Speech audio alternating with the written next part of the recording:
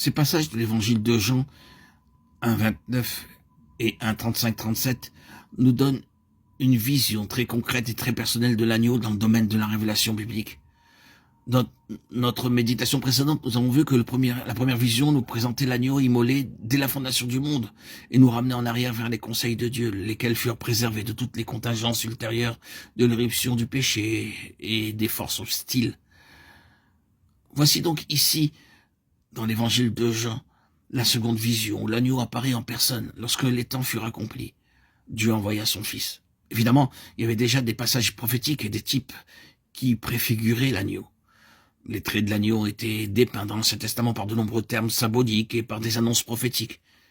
Mais dans l'évangile de Jean, il s'agit d'une seconde manifestation de sa personne, soulignée par la répétition de la préposition « voici ».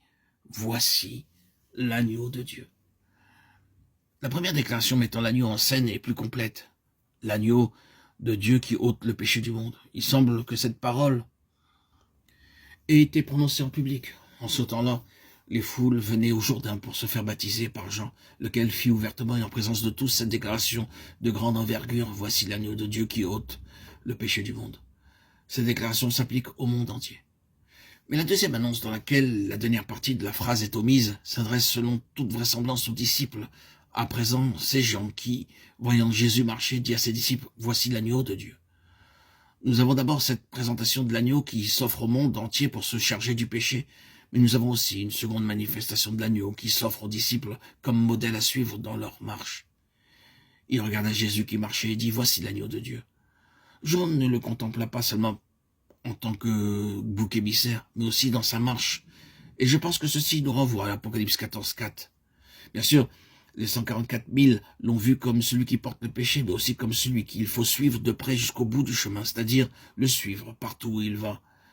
Quoique nous puissions nous réjouir du premier regard et tressaillir d'allégresse en contemplant le Seigneur comme celui qui a porté notre péché, j'espère que l'on pourra aussi dire de nous tous que nous le contemplons comme Jean l'a contemplé le deuxième jour.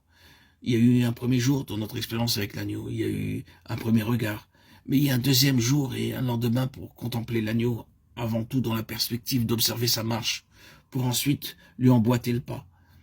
Les 144 000 dont nous avons parlé font partie de ceux qui ont suivi ces deux démarches, Apocalypse 14,4.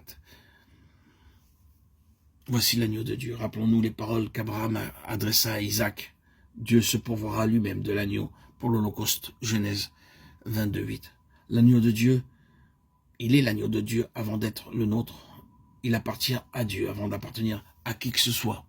Dieu avait besoin d'un agneau, car dans la personne de son Fils, pour cette vocation grandiose, cette mission, ce sacerdoce confié à l'agneau, l'objectif principal consistant à faire valoir les droits de Dieu était atteint. Dieu a des droits, et ces droits conçus de toute éternité visaient à façonner l'homme, le monde, la création, et l'univers comme Dieu l'entendait, sachant que tout appartient à Dieu, et que tout vient de Dieu, et que tout a été conçu dans le cœur même de Dieu.